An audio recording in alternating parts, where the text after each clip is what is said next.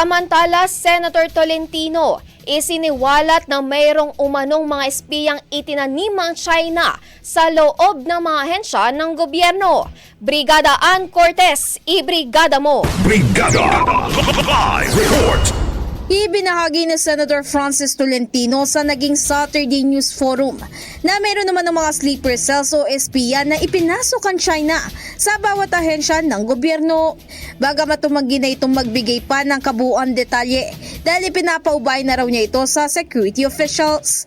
Ani Tolentino, posibleng nasa mataas na rin na posisyon tulad na nga lang ng pagiging division chief, director o di kay assistant secretary ang ilan sa mga itinanim nila sa mga ahensya ng pamahalaan.